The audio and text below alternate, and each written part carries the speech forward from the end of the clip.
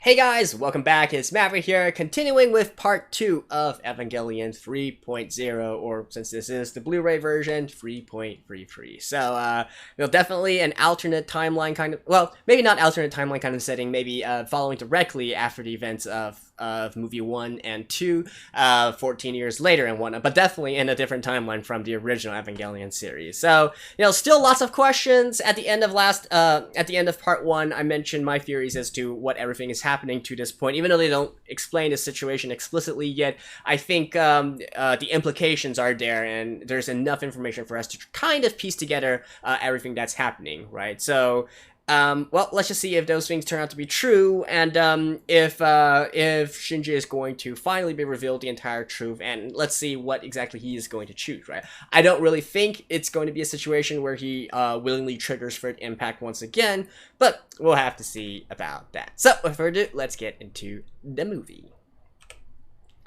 Alright, starting where we left off last time at the 45-minute mark, let's begin in 3, 2, 1... play.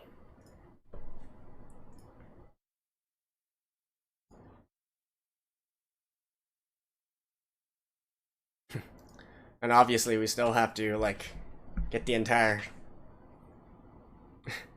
friendship between Kawaru and Shinji.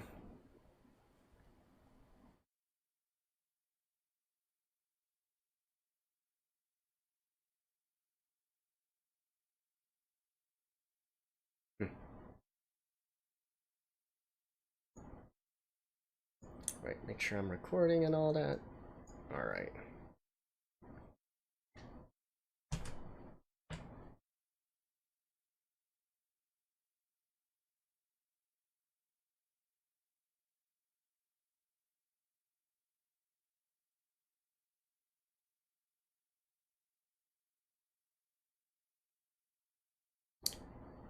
So there's like no other personnel in this entire base? How does this place actually work?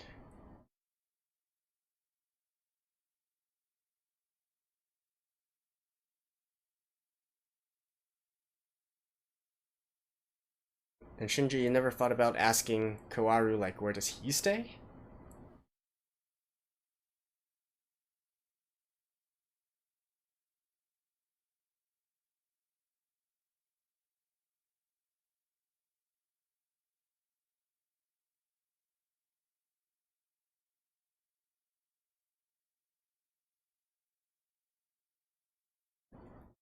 Has nothing changed?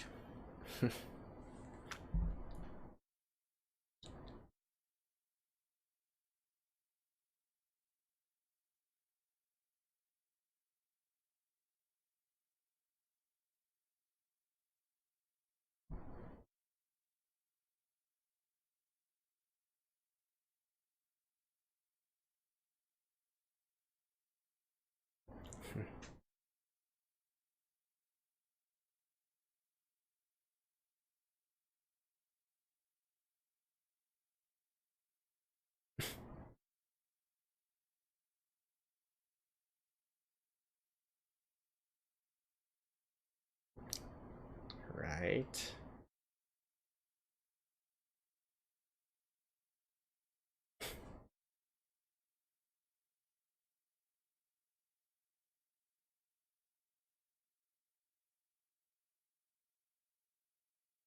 Oh.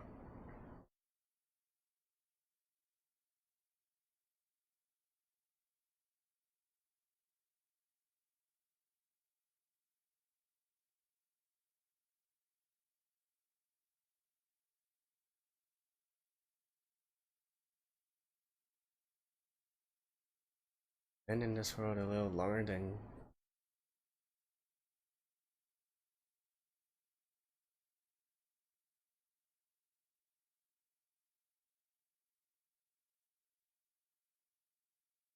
I mean, it's been 14 years, dude.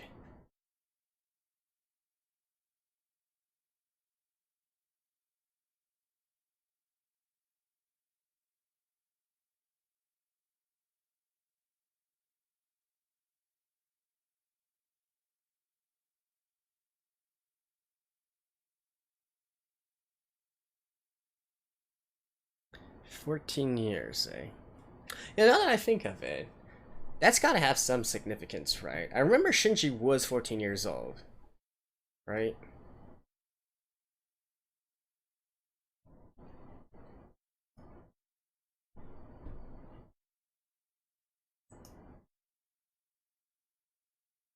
Oh, is somebody going to explain something here now?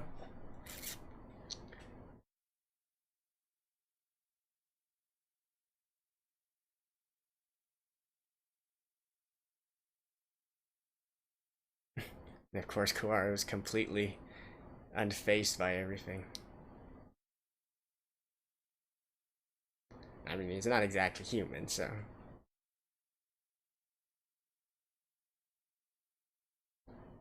Oh, slip. No.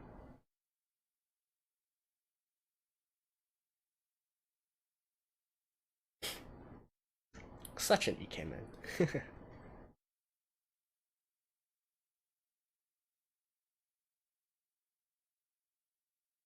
Right, and it doesn't occur to you, Shinji, why Kawaru doesn't need any protection or anything.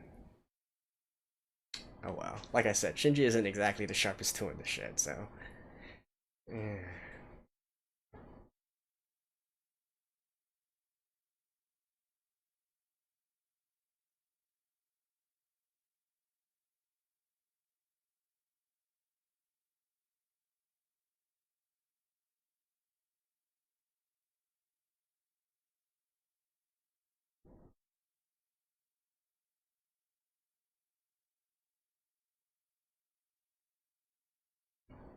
Yeah, we see that black moon as well, right?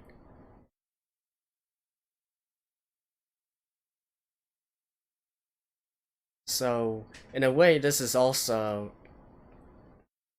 post End of Evangelion?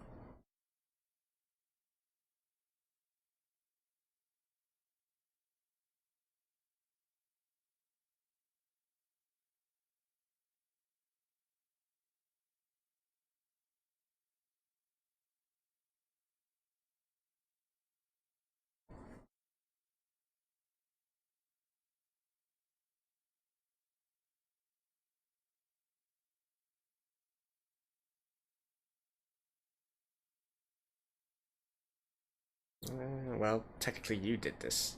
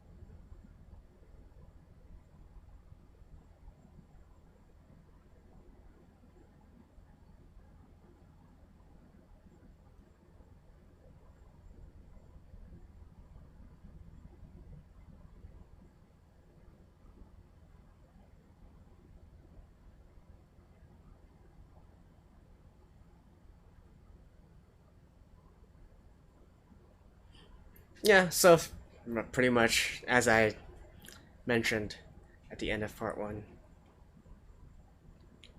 Although, right, we see the scenery of the entirety of what happened there near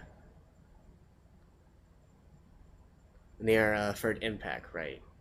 So again, a lot of the scenes that are in there is really similar to End of Evangelion.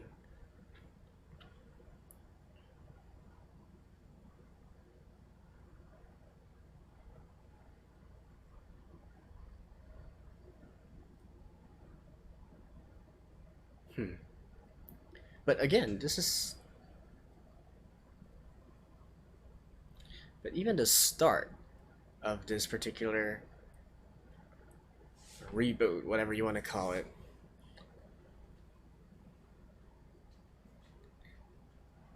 is different. So.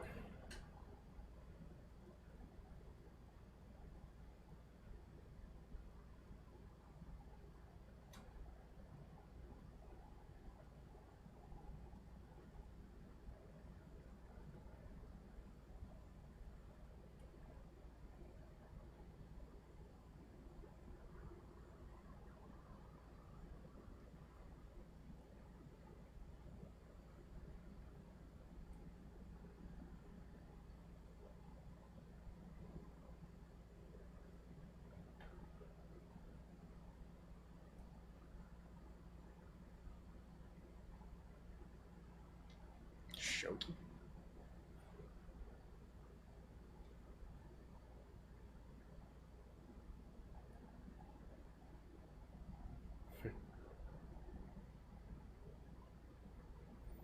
Alright, obviously this is just an excuse to say something to him.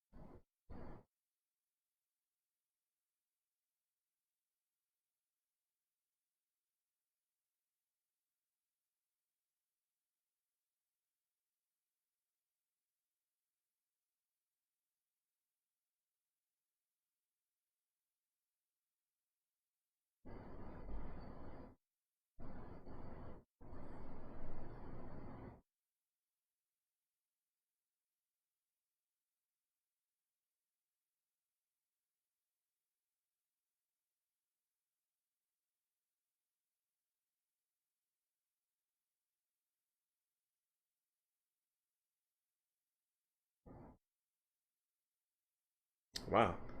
She's just out here and saying everything, eh?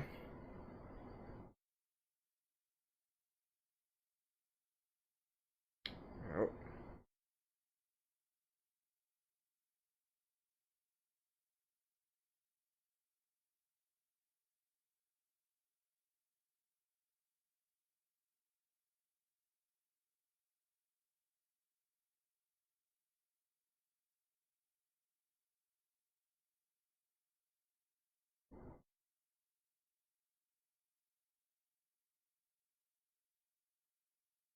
Ayanami series.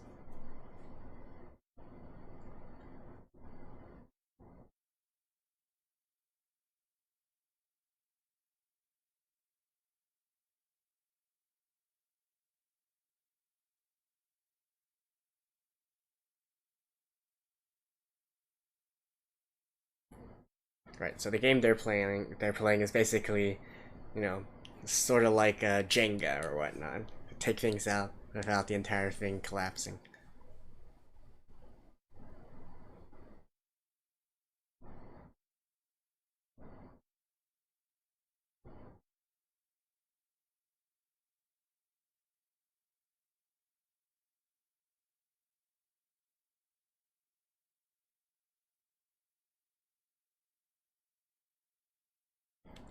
Jeez, old man. You are really.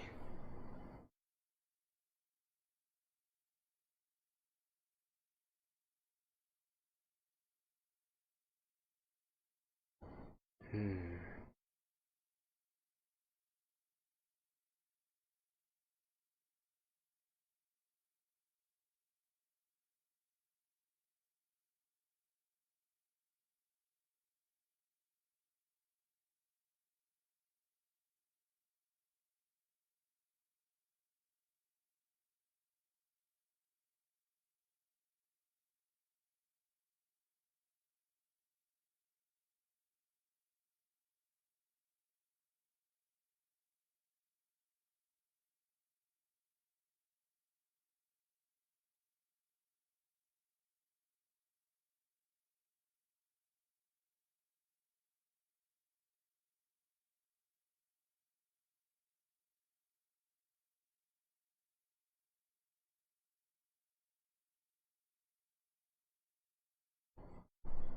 Yeah, anyways. Huh.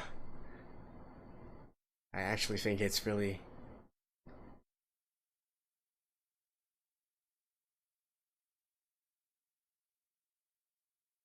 Huh.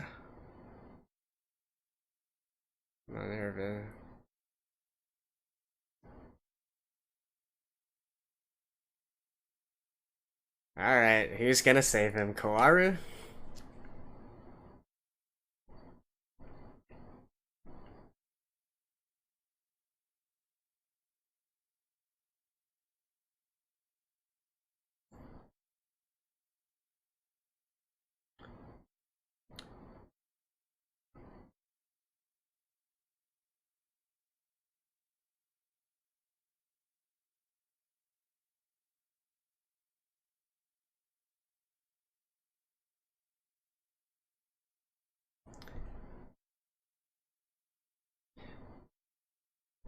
Then again, if we go back to End of Evangelion, the breakdown of Shinji's ego, right? The breakdown of his self, breakdown of his consciousness is needed to trigger third impact, isn't it?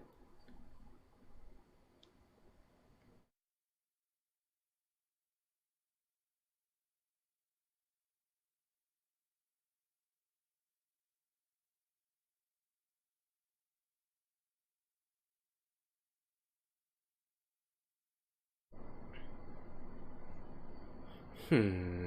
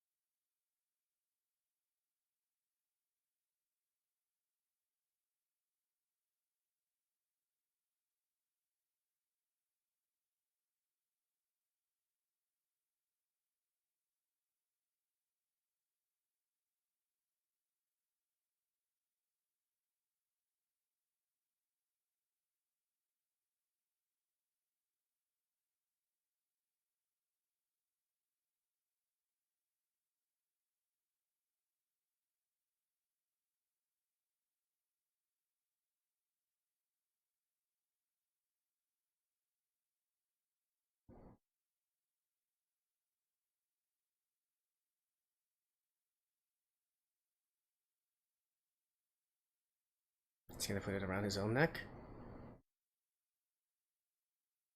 How does that actually work? What the hell?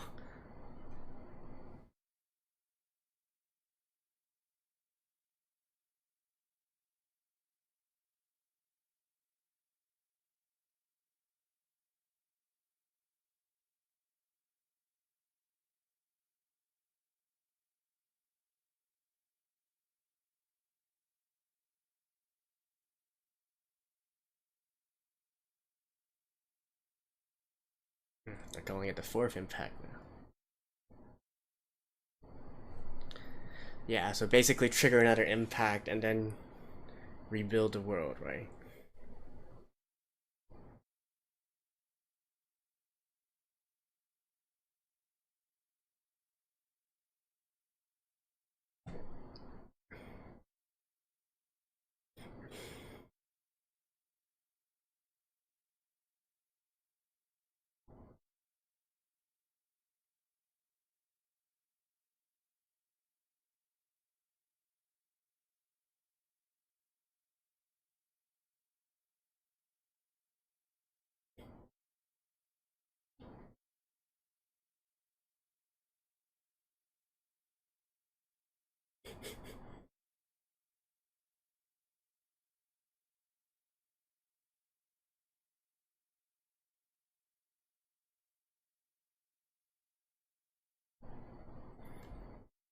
I mean, I'm assuming that Kawaru still needs to be killed somehow, right? In the end.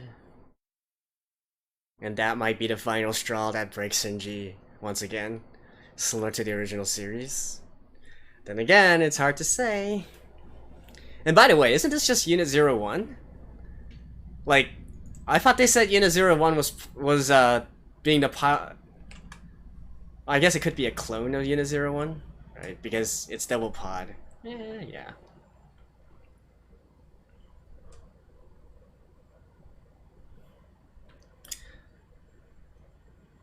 So this means that Shinji's mother was transferred into this?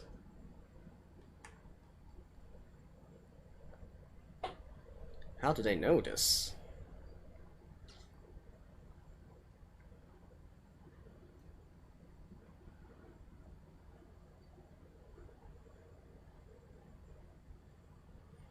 What the hell's the mission? Oh yeah, they're supposed to retrieve the spheres, eh?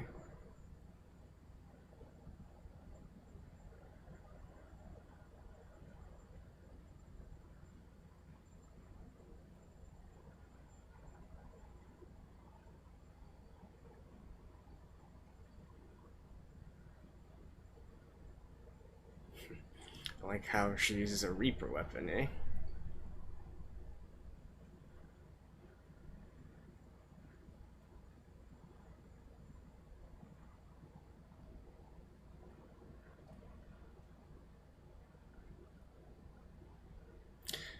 I like how Shinji just trusts Kawaru, like, completely.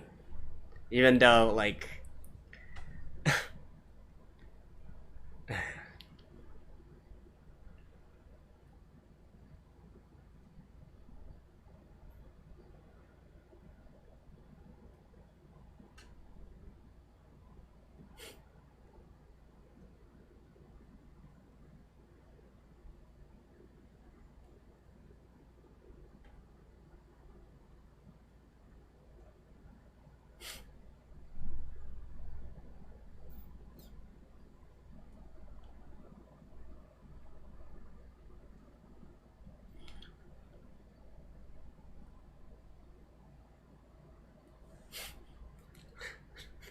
Again, one thing you definitely can't criticize this series for is, or these movies for, is the animation, right?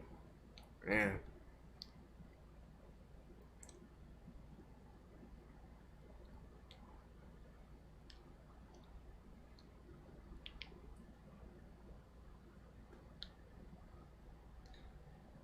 Where exactly are they going, though? Under the sea?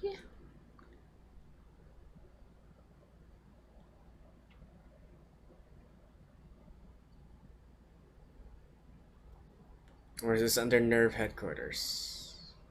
Uh,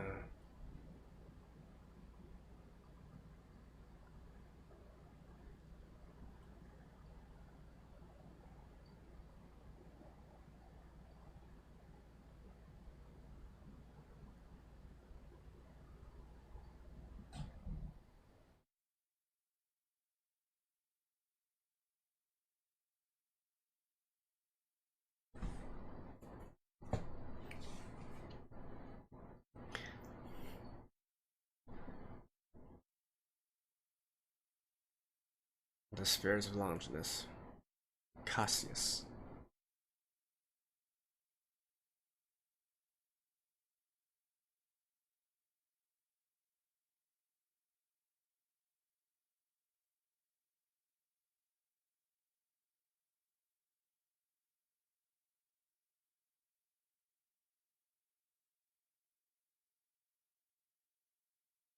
Why is there a sea of skulls here?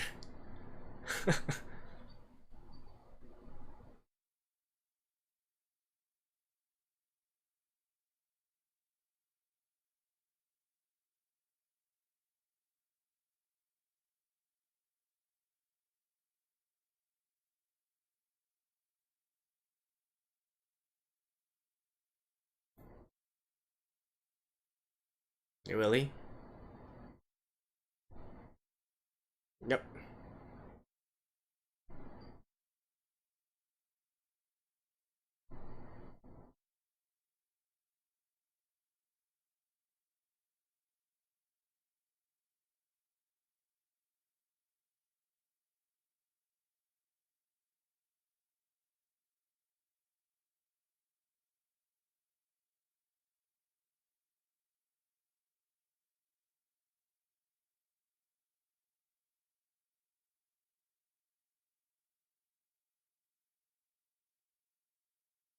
There's Mari.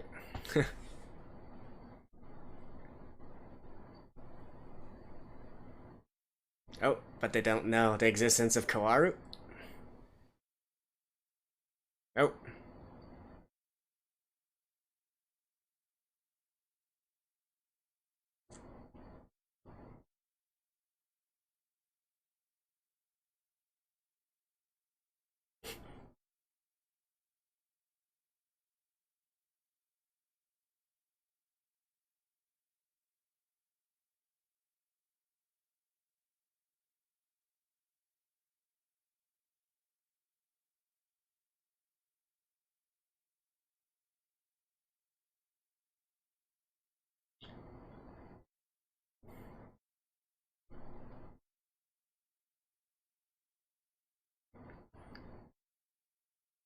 I mean, to be completely honest, even without knowing everything and anything, even if this was kind of like a trap, right? Like, how worse off it would be right now, like, if Fourth Impact was triggered.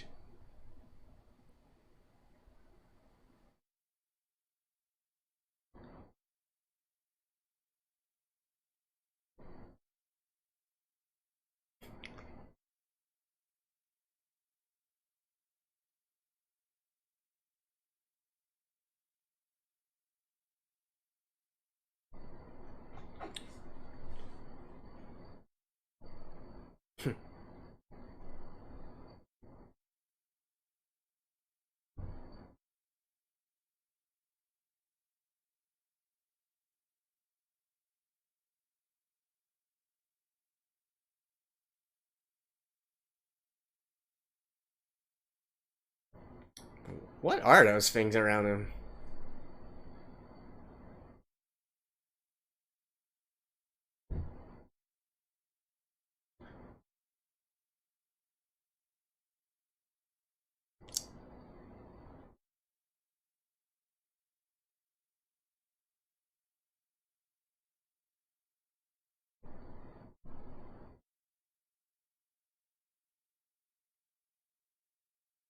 Hmm?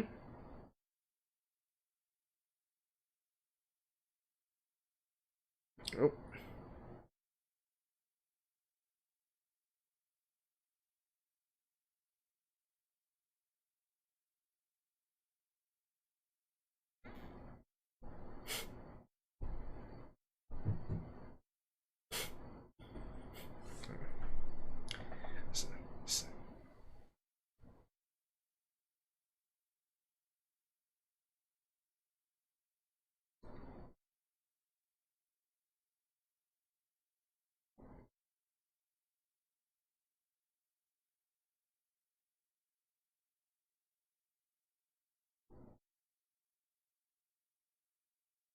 So basically, it's a trap.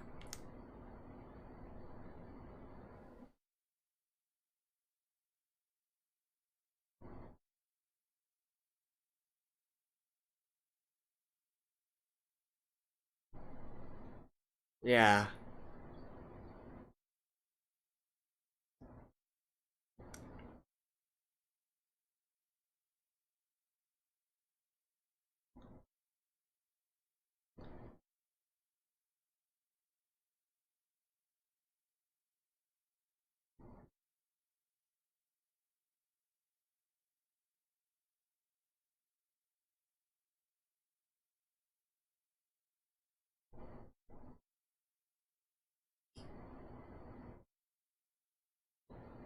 Huh?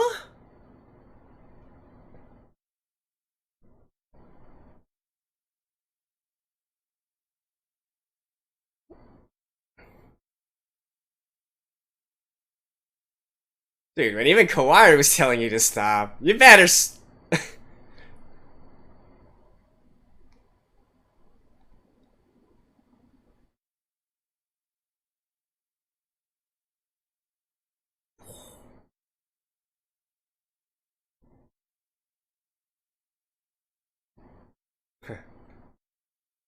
Yep, he's like, all according to plan.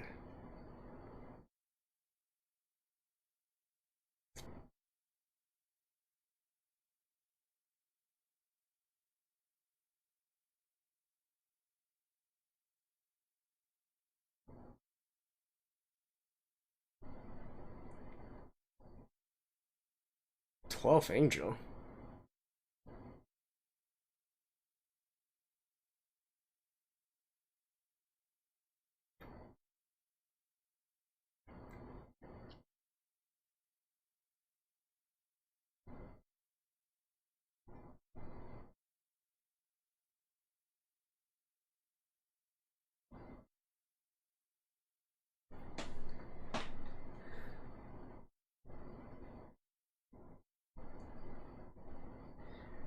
Wait, and so Kawaru is not an angel now?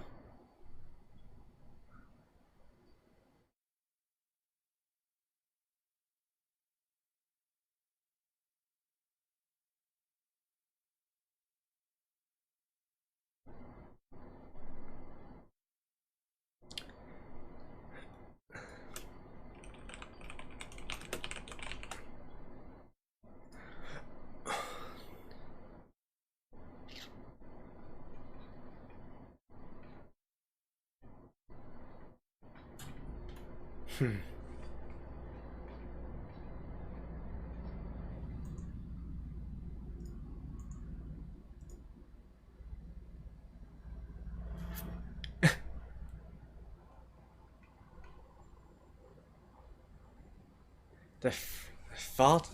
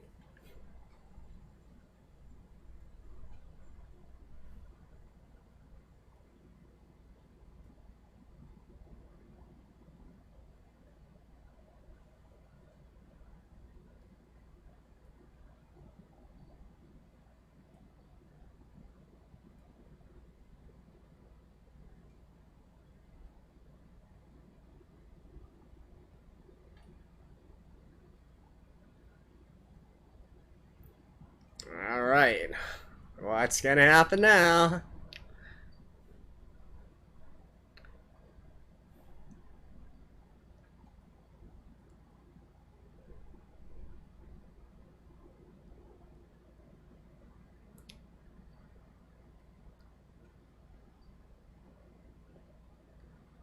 How was the 13th unit formed?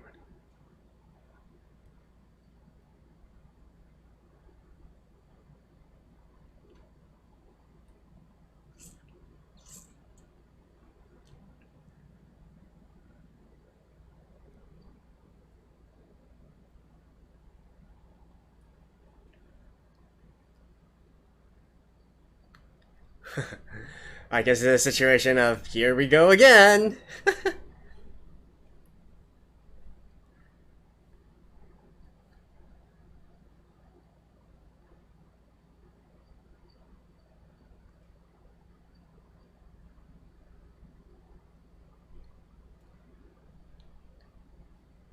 Is this actually another impact?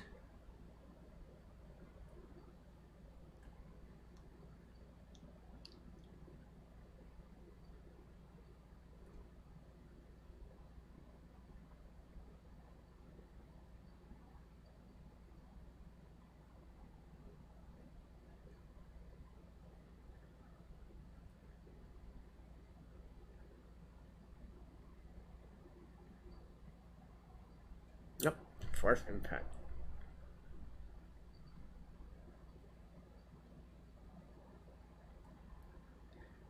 But How though?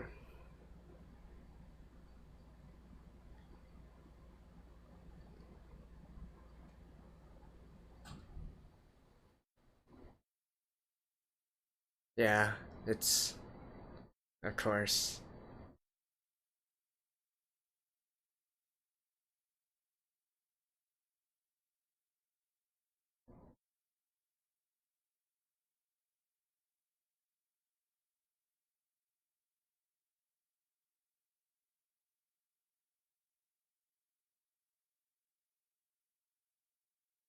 I don't.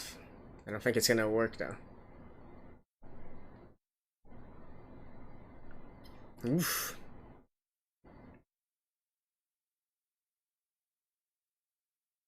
But I thought. Okay.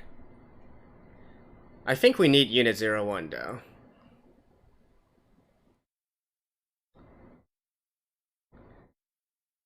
Now that the ship is down, I think Unit 01 can be free to come out.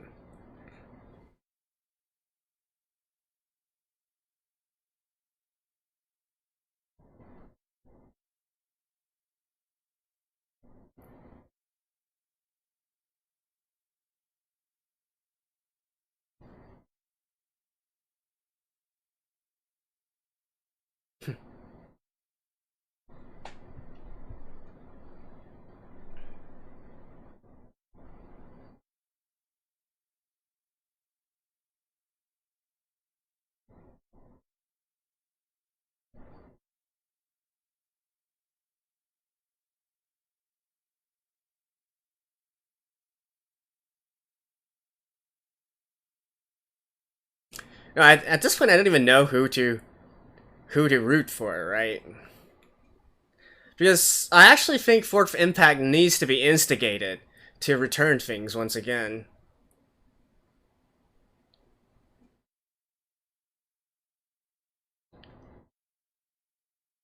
Whew.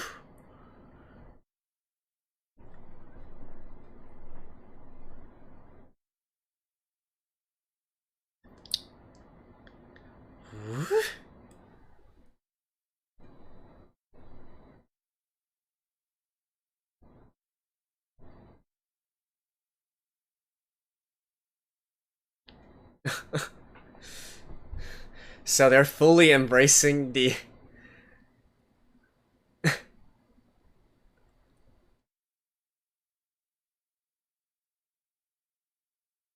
Yeah, they're fully embracing the true nature of the Evas.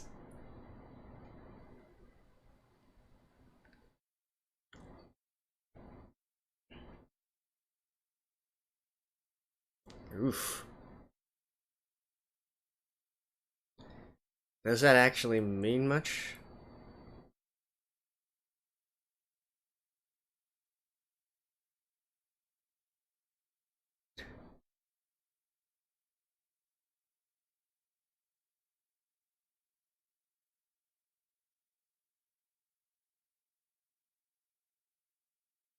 Ooh?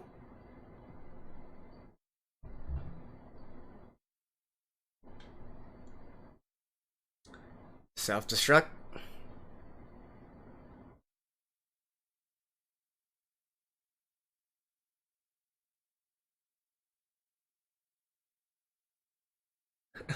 And somehow that doesn't take down the entire ship?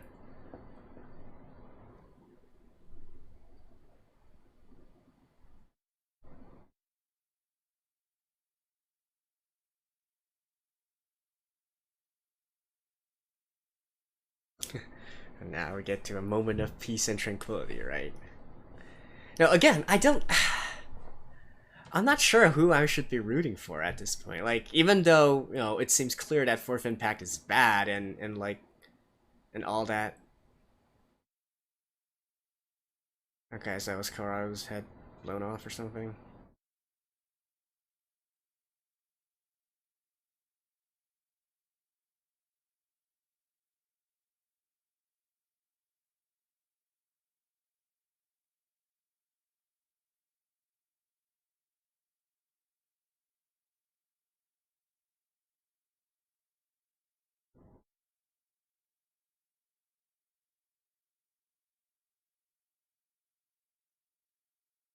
What do you want to do?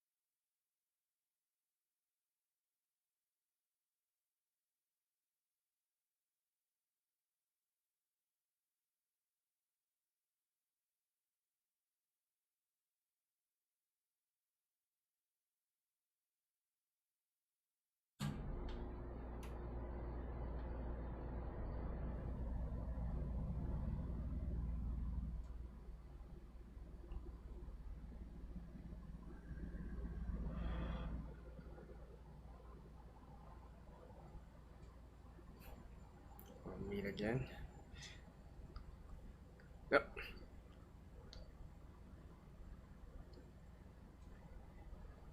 I mean, saw that coming a mile away, honestly.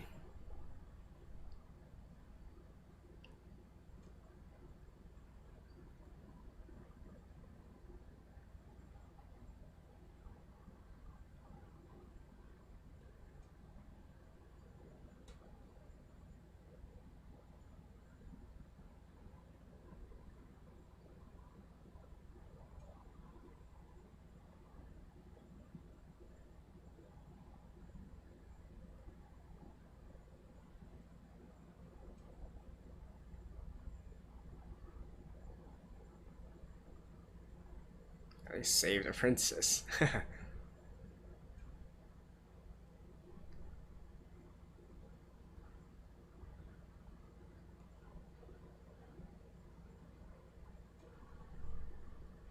So she ejected his pod?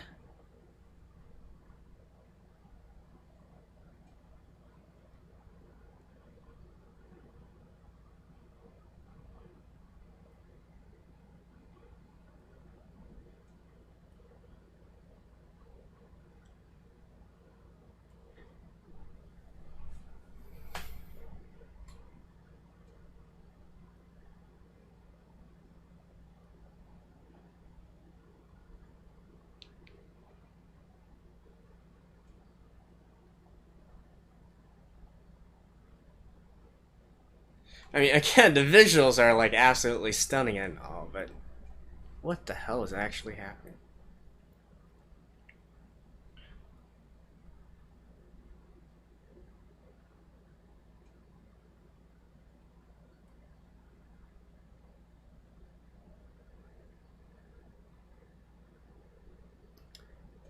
Yeah, if we think about it, look, going into the original, right? Kawaru needed to die in order for Shinji's mind to be crushed.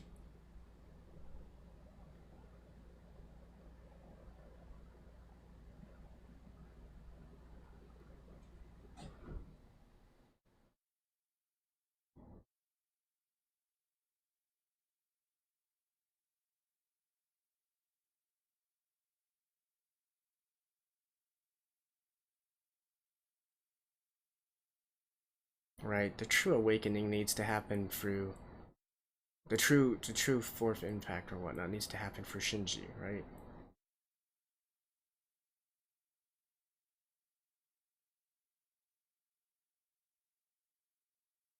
So was he retrieved by the wheels?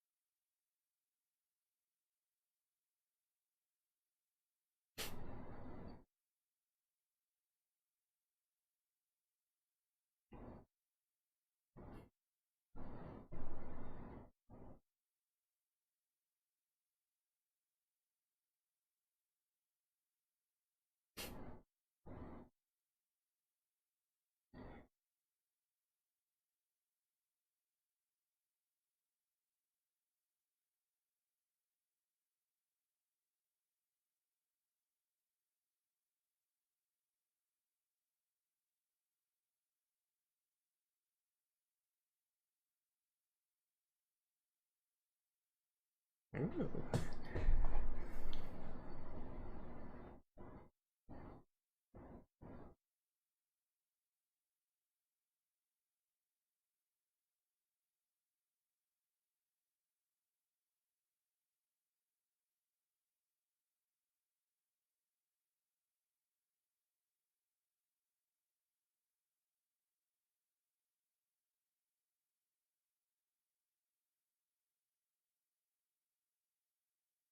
Hmm? Sorry's gonna pick it up and follow? Huh. This is interesting, just the three of them, eh?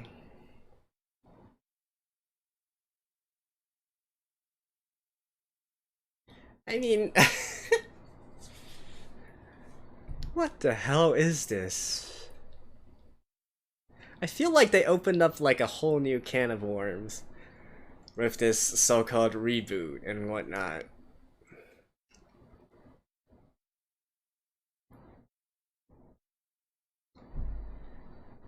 Right, I'll sit through the ending here.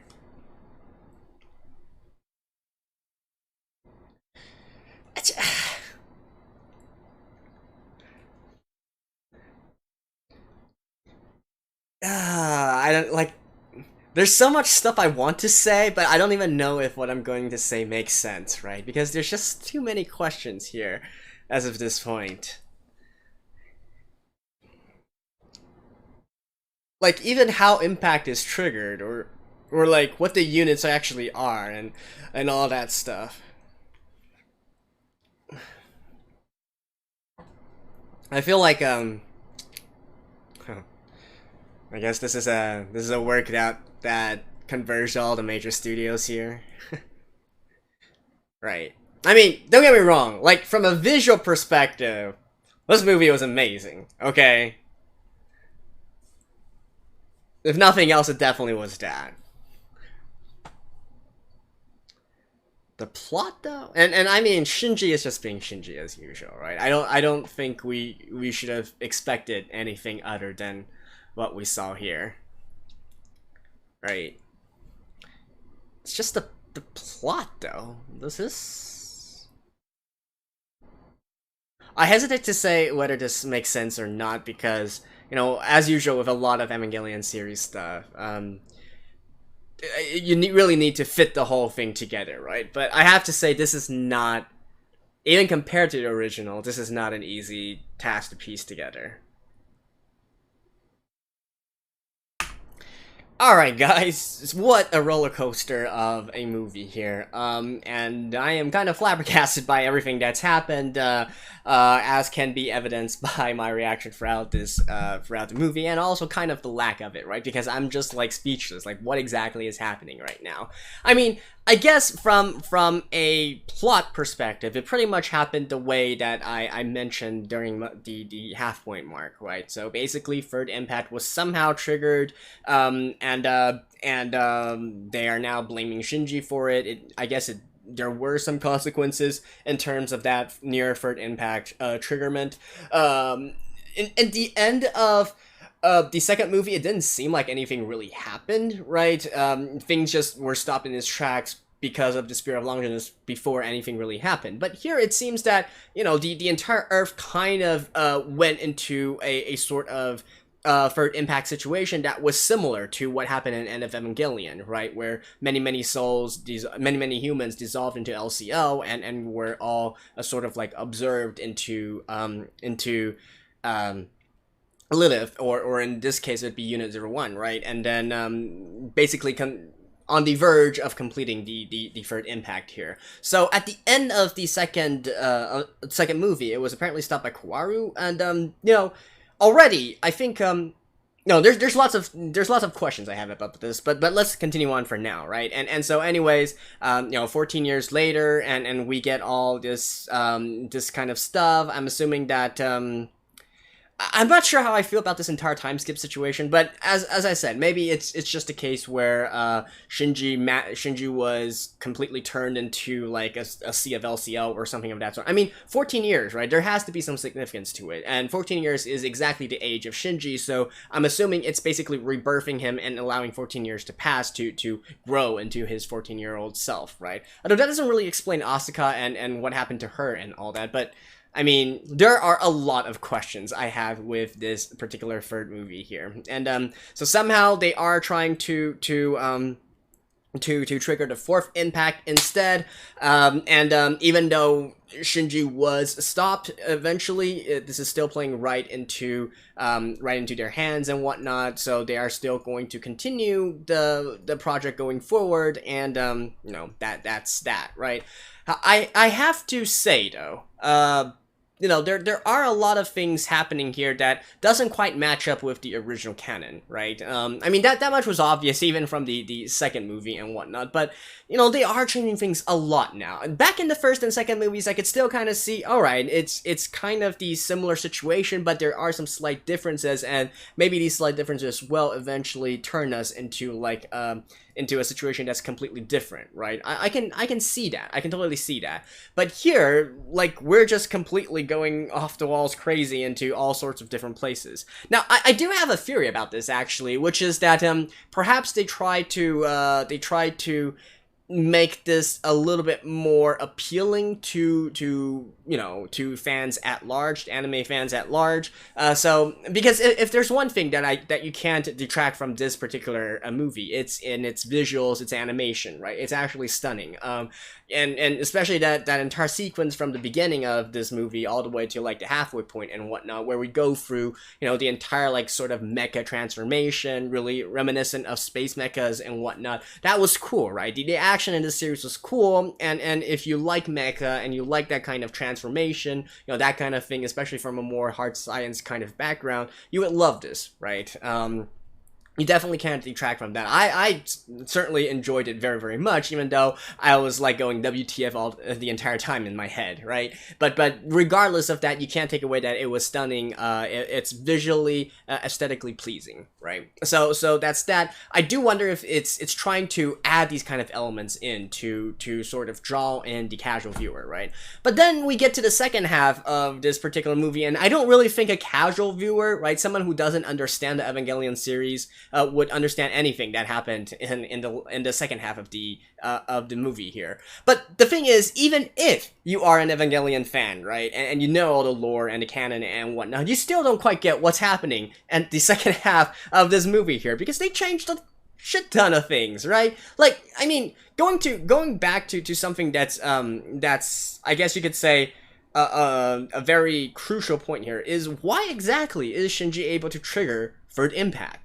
Right? You need to have a certain medium here, and you need to also have, you have to meet certain conditions in order to trigger it, right? And, well, I guess you could argue that they simply thought of a different way to trigger third impact in this one, but, like, come on, in the original, it was that you needed the Spear of Longulus and Lilith together in order to trigger it, or actually was it Adam? Oh, it was Adam, right? You need the Spear of Longulus and Adam together in order to trigger third impact. That didn't really happen, and so later on they decided to use the units instead, right? And well, I mean, I guess technically they didn't really fully explain all that, anyways. But the point I'm trying to make here is, like, why is third impact so easily able to be triggered, right?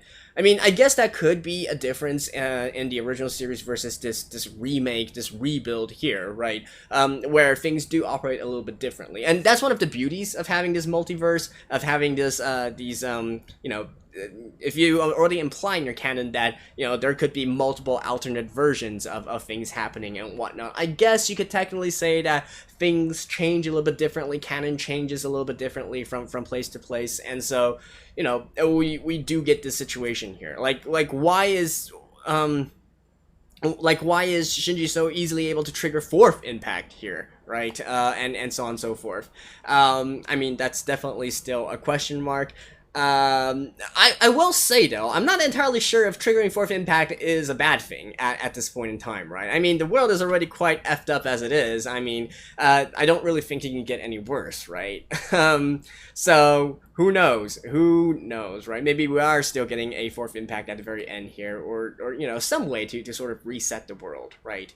And that kind of goes into what I was saying at the end of this movie as well. Like, I don't really know who to root for, even though it seems that we should be stopping Nerve, we should be stopping Seal and whatnot. But on the other hand, you know, what's the harm, right? Like, this world is clearly already gone down the drain and whatnot. It's not exactly I don't think it's exactly going to do much more harm to sort of and hope we can redo everything, right? So, and that's just me though. And hey, it might still be what's going to happen in the next movie, right? Which we will see, I believe, in the middle of next month. That's when the Blu-rays are going to be released, or I think it's going to be released on Netflix and whatnot, the fourth movie. And then we'll see then what exactly is happening here. Right, so we got that entire situation, and you know, the Kaworu situation, like, you know, saying the first angel and change it into the 13th angel. Like, how does that actually make...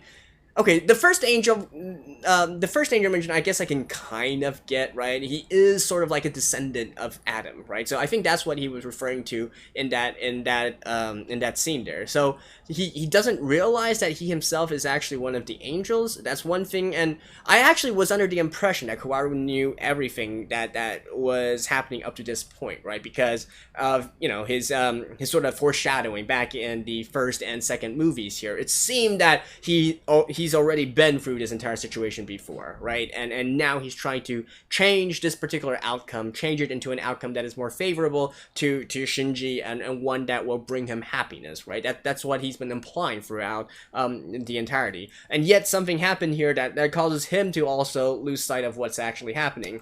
I guess that is kind of apt in a sense, right? Because if we are to assume that Kaworu also, just like us, knows what happened in the original 26 episodes and End of Evangelion as well, that's how he's assuming this would also continue, right? And yet something unexpected happened, right? The canon changed, the lore changed, the circumstances has changed, and so that's why he wasn't able to predict what was happening, and so now he's got himself killed, and it's on Shinji to go it alone once again, right? And see what he can do. I guess that kind of makes sense from that perspective, but you know, I it's just, there's a lot of cool stuff here, but I'm not really sure if everything is being explained adequately. Like, even though Evangelion is a series where, you know, many people have their own interpretations of scenes and whatnot, but for the most part, I feel like the whole system of angels and whatnot, the system of having, you know, how to trigger an impact, how to have all these artifacts, right? And you know, even speaking of the artifact, right? The Spear of Longinus, okay, that was something that we know about, and it's been a major plot device throughout the entire Evangelion series. Suddenly we got another spear here, like, coming out of nowhere, and somehow it's important as well.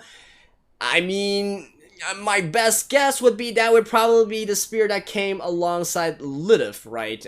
Which was supposedly lost and now found, question mark? Because Lilith was the one supposed to be impaled, but she was supposed to be impaled by her own Lance of Longinus as well, right?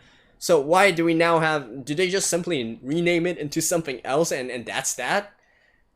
I mean, there are definitely a lot of questions in regards to all this. And hey, is this actually a continuation from the events of End of Evangelion, right? Is this actually a multiverse and it's existing in parallel to the events of End of Evangelion? Or is this kind of like a continuation of End of Evangelion, right? A lot of people were pointing out back in the first two movies about how, hey, look at the seas, it's already a sea of red, it's a sea of LCL, right? That's quite different from the original series, which did have like a blue sea, right? So is that actually kind of implying that End of Evangelion already happened, and so after all that, for some reason, time was reset, and then we continue on with the events of the first movie? Well, that's still hard to say at this point, right? But I guess we'll learn once we get into the fourth movie here. What else? You know, I feel like definitely lore-wise, there's like just too many unknowns here. The only thing I will say at this point that I do like, in a sense, how they're doing is how, at the end of this movie, it's still just the three pilots here. It's still just Shinji and Asuka and Rei, and they're gonna have to do something about this entire situation, right? Which, it's kind of fitting in a lot of ways, right? We've come full circle, and in the end, it's still these three pilots who are going to do something about this entire situation. Shinji's come full circle as well, even though we've always known him to be this whiny and very depressed kid and whatnot. And don't get me wrong, like, you know, as much sympathy as one can give him, there's no doubt that he's still going to be the subject of many you know, not so flattering remarks, right? Some courtesy of me as well. But hey, at this point, we should already know Shinji is what Shinji is. You know, how does anyone expect any different, right? That's just who Shinji is.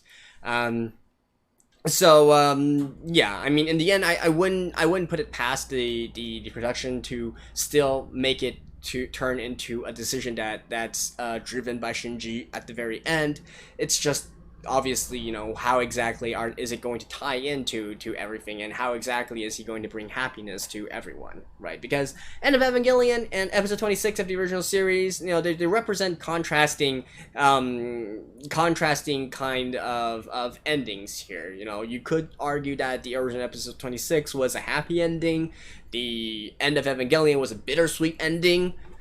I guess they could technically also go like full-on bad ending for this one, right? Although, you know, the fact that a lot of people have survived at this point and whatnot kind of makes it better than End of Evangelion, right? I mean, it's kind of ambiguous because we don't really know how screwed the world is at End of Evangelion, but you know, that's that. So yeah, well, what else can I say, right? It's you know, some things stay the same, right? Like the entire Kaworu and Shinji situation here. I knew that Kaworu was gonna die at the very end there. It was so obvious, and I think necessary as well, because if we are still following you know, what's happening originally, and how exactly, you know, if we are still following things from the original series and whatnot, we still require Shinji to have this mental breakdown, right? We still require him to go through everything, you know, all the trauma and whatnot, in order to prime him to be a factor in terms of triggering the next impact and whatnot. That's what happened in the original series as well, and that's what I'm assuming what Gendo is saying here by saying that everything is still going according to plan, right? This is still because he has his own agenda separate from Seal and whatnot. So yeah. What else here? Well, alright, and yeah, I think that's basically it, right? I mean, the rest of the characters don't really have too much to say about them. It was Mari. I guess Mari is just simply here just because we're not gonna get any sort of character development from her or whatnot.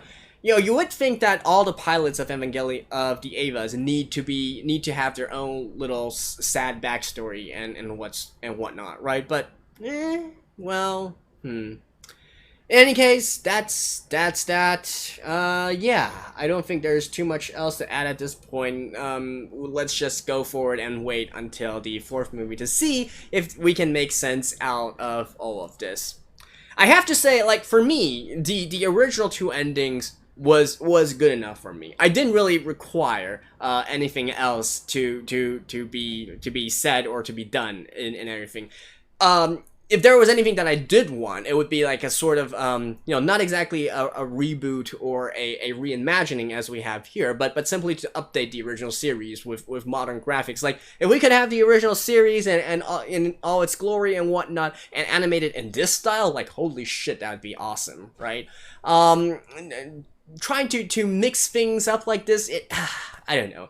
At this point in time, it kind of still feels like a fanfic, right? I mean, and that's the reality of the situation when you get into this kind of multiverse kind of thing, and then allow writers to change canon as well, right? You get into this sort of fanfic territory instead, unless, of course, they are able to rein it in back in the fourth movie and make everything all coherent and connected already, and especially connected with the original series as well. So I'm still reserving judgment at this point. I checked up on my anime list, and apparently a lot of people do not like this movie. A lot for the reasons that I've mentioned here as well, in terms of its conflict with the original canon and how it doesn't really explain much, and whatnot, and the entire setup. And I can understand all that because I do feel kind of like that as well. But I just want to see, the fourth movie, and see if they manage to tie it up back together, right? So yeah, that's basically it. Thank you guys for this, watching along, and well, I shall see you guys in the fourth movie when it releases. So stay tuned, guys, and bye bye.